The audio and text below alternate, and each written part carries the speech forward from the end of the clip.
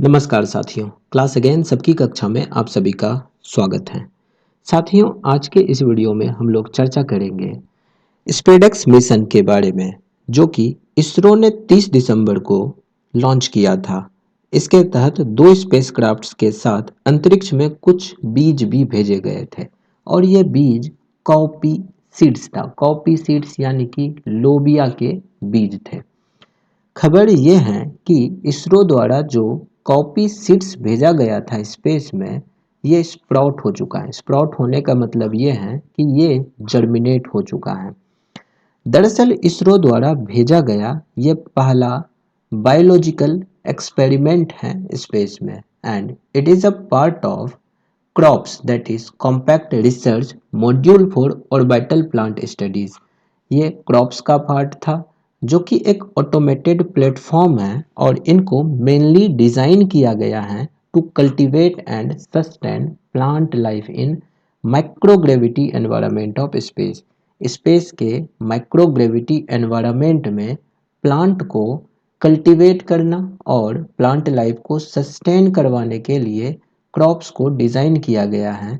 और इसी डिवाइस में पहला बायोलॉजिकल एक्सपेरिमेंट किया गया है इसरो के द्वारा। पहला खबर ये है, और दूसरा खबर ये है कि इसरो द्वारा जो स्पेडएक्स मिशन के अंडर स्पेस डॉकिंग एक्सपेरिमेंट 7 जनवरी को किया जाना था, ये 7 जनवरी से अब शिफ्ट कर दिया गया है 9 जनवरी को, स्पेस डॉकिंग एक्सपेरिमेंट। तो साथियों, हम लोग इस वीडियो में थोड़ा डिटेल में चर्चा करते हैं ये कॉपी सीड्स जो स्प्राउट किया है स्पेस में, इसके ऊपर हम लोग थोड़ा सा डिटेल में चर्चा करते हैं और हम लोग कुछ संभावनाओं को भी देखेंगे।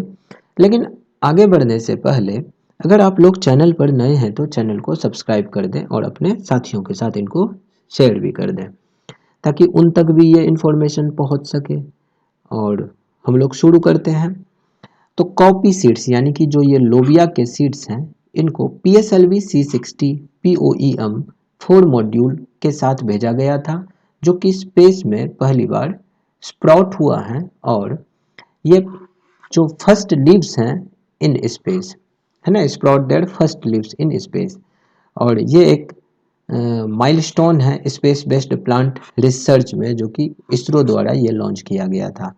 और इंडिया के नेशनल स्पेस एजेंसी के अनुसार compact research module for orbital plant studies, इनको डेवलप किया गया था विक्रम साराभाई स्पेस सेंटर के द्वारा, जो कि एक ऑटोमेटेड प्लेटफॉर्म है जिनको मेनली डिज़ाइन किया गया था to cultivate and sustain plant life in the microgravity environment of space.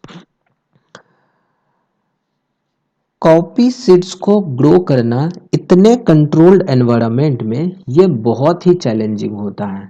ये चैलेंजिंग इसलिए है क्योंकि एक प्लांट को ग्रो करवाने के लिए हमें बहुत सारे एलिमेंट्स की ज़रूरत होती है, माइक्रो और मैक्रो एलिमेंट्स की ज़रूरत होती है।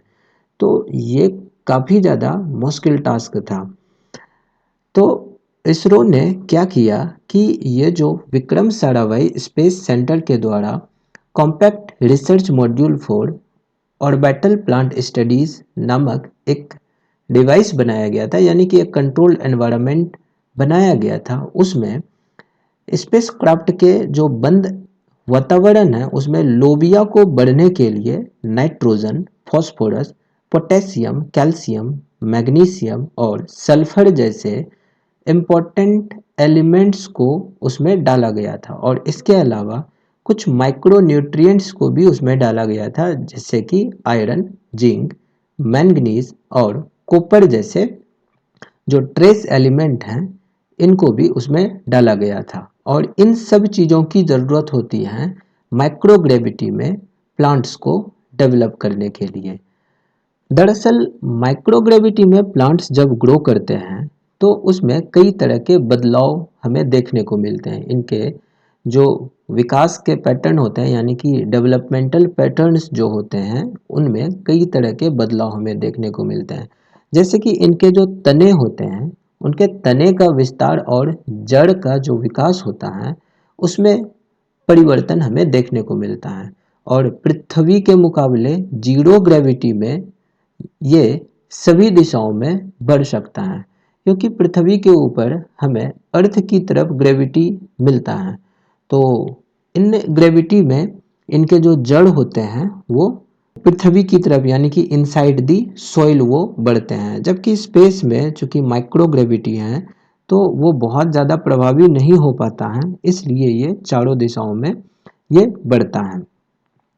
लोबिया में जो ये लीव्स आए हैं, इनके आने के बाद इसरो ने कहा है कि जो ये प्लांट्स हैं उनको माइक्रोग्रेविटी के अनुकूल कैसे बनाया जाता है ये समझना जीवन समर्थन प्रणालियों को विकसित करने के लिए बेहद जरूरी है, और इससे हम स्पेस में भोजन का उत्पादन कर सकते हैं और एस्ट्रोनॉट्स के लिए हवा और पानी को पुनर्जीवित भी कर सकते हैं।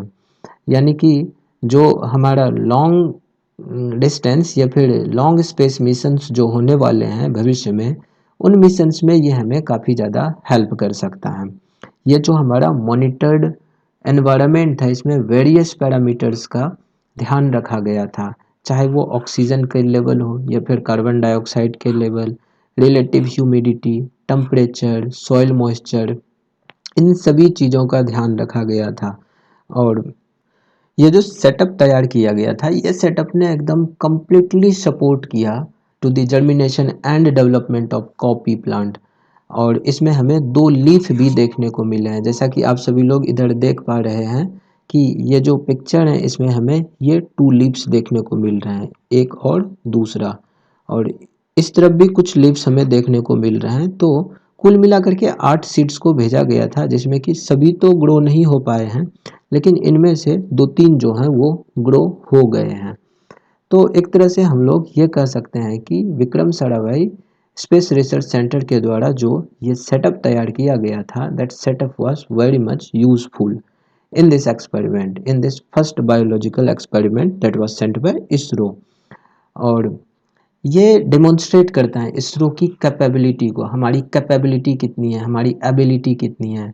और हम लोग तो अब ऐसा कह सकते हैं कि हमारा ये जो पहला बायोलॉजिकल एक्सपेरिमेंट है स्पेस में, ये एकदम सक्सेसफुल रहा है, और हमारा जो फ्यूचर में लॉन्ग ड्यूरेशन मिशंस होने वाला है उसमें ये हमें बहुत तरीके से मदद कर सकता है। हम सभी लोग जानते हैं कि स्पेस में जो मिशंस भेजे जाएंगे फ्यूचर में, उसमें एस्ट्रोनॉट्स को ज़िंदा रहने के लिए, चूँकि लॉन्ग ड्यूरेशन मिशंस होंगे तो उसमें उन्हें खाने की ज़रूरत होगी, उन्हें पानी की ज़रूरत होगी, उन्हें ऑक्सीजन की ज़रूरत होगी। तो ये एक्सपेरिमेंट, इस तरह के एक्सपेरिमेंट्स का सक्सेसफुल होना उन मिशंस को, उन फ्यूचर मिशंस को ये असिस्ट करता है। ये हमें हेल्प करेगा किस तरह से प्लांट अडेप्ट करता है माइक्रोग्रेविटी में, और ये बहुत ही ज़्यादा क्रूशियल हो जाता है for developing of life support system that can produce food and regenerate air and water for astronauts. Astronauts के लिए ये एयर और वाटर को रीजनरेट कर सकता है, साथ में ये फूड को भी प्रोड्यूस कर सकता है, जो कि लाइफ सपोर्ट सिस्टम के लिए बहुत ही ज़्यादा इम्पोर्टेंट होने वाला है। ये हमें इसमें भी हेल्प करेगा कि किस तरह से प्लांट्स माइक्रोग्रेविटी में ग्रो करते हैं। सभी लोग जानते हैं एलोन मस्क को।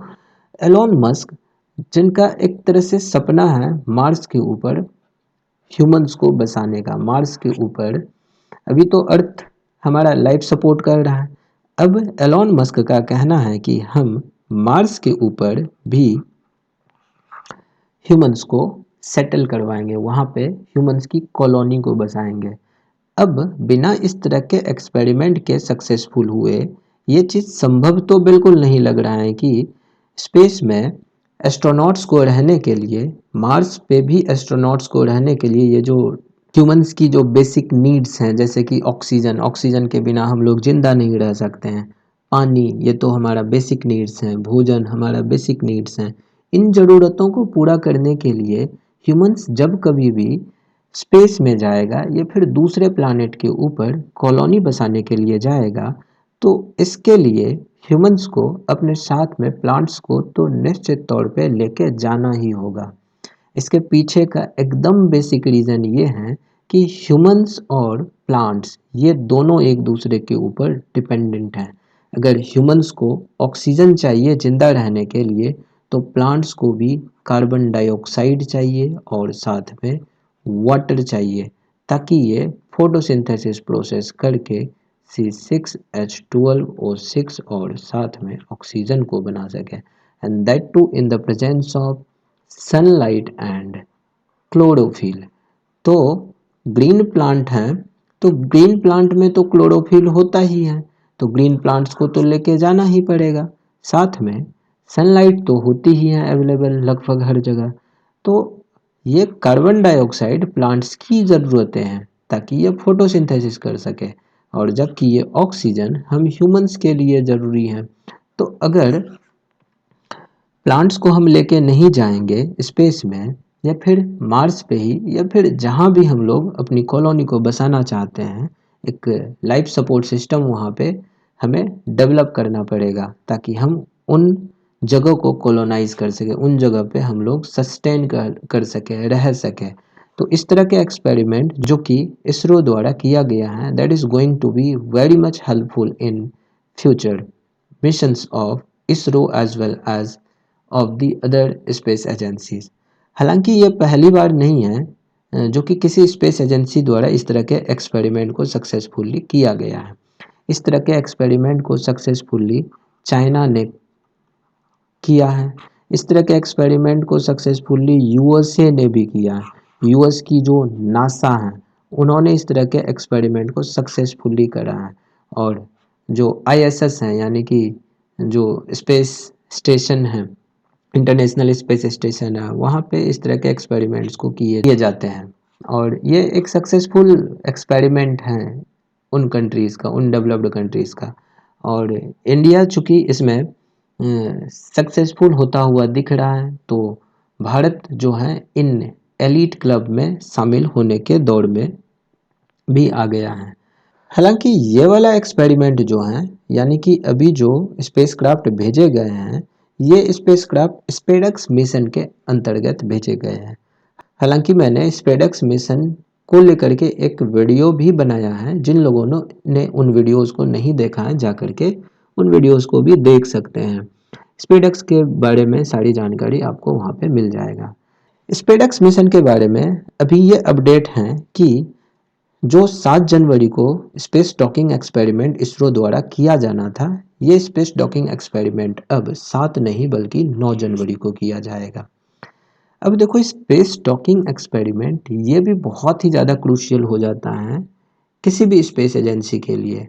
हालांकि इसरो का एक महत्वाकांक्षी प्रोजेक्ट है जो कि एक भारतीय स्पेस स्टेशन को बनाना है, और हम लोग ये एम्बिशन ले करके चले हैं कि 2040 तक हम भी अपना स्पेस स्टेशन बनाएंगे। और इस तरह के स्पेस स्टेशन को बनाने के लिए स्पेस डॉकिंग एक्सपेरिमेंट बहुत ही ज़्यादा इम्पोर्टेंट हो जाता है। स्पेस डॉकिंग एक्सपेरिमेंट हो पाएगा तभी वहाँ पे एस्ट्रोनॉट्स जा पाएंगे। अगर आपको पता नहीं है कि स्पेस डॉकिंग क्या होता है, तो दरअसल स्पेस में हजारों किलोमीटर की स्पीड से अगर स्पेसक्राफ्ट ट्रेवल कर रहे हैं, ट्रेवल करने के दौरान एक स्पेसक्राफ्ट को दूसरे स्पेसक्राफ्ट को जोड़ने का जो प्रक्रिया है, इसी को हम लोग कहते हैं स्पेस डॉकिंग। तो इनको कैसे जोड़ा जाएगा, ये बहुत ही ज़्यादा क्रूशियल होने वाला है, और ये बहुत ही ज़्यादा इम्पोर्टेंट हो जाएगा। अगर हम लोग इसमें सफल होते हैं तो we will become the 4th country in the world who will be doing such experiment in space. No other countries except Russia, China and USA have accomplished such a goal. इस तरह के गोल को करने में दुनिया के कोई भी कंट्री सफल नहीं हो पाए हैं। रसिया, चाइना और यूएस ही इस तरह के एक्सपेरिमेंट को किया है। तो अगर हम लोग इसमें सक्सेसफुल होते हैं, डॉकिंग एक्सपेरिमेंट अगर इंडिया कर लेता है, तो we will become the 4th country in the world to do such experiment. देख के ऐसा लग रहा है कि आने वाला समय इसरो के लिए और भारत के लिए बहुत ही ज़बरदस्त होने वाला है। हमारा ये एक्सपेरिमेंट सफल होता हुआ दिख रहा है, यानी कि स्पेस डॉकिंग एक्सपेरिमेंट। हालांकि 9 जनवरी को हम लोग एक और वीडियो करेंगे जिसमें स्पेस डॉकिंग एक्सपेरिमेंट के बारे में हम लोग चर्चा करेंगे। और अगर ये एक्सपेरिमेंट सफल होता है तो उम्मीद करते हैं कि हमारे जो इसरो के वैज्ञानिक हैं इस मिशन को ज़रूर सफल बनाएंगे, और इसके साथ में ये जो कॉपी स्प्रॉट किया है, यानी कि जो हमारा लाइफ है स्पेस में, वो भी अब पहली बार हो पाया है, जो कि इसरो द्वारा किया गया है। तो उम्मीद करते हैं साथियों, आने वाला समय इसरो के लिए, भारत के लिए, हम सभी लोगों के लिए बहुत ही अच्छा होने वाला है। और बस आज के लिए इस वीडियो में इतना ही। अगर आप लोग चैनल पर नए हैं तो चैनल को सब्सक्राइब करें और अपने साथियों के साथ इन वीडियोस को आप लोग शेयर भी कर सकते हैं। जय हिंद।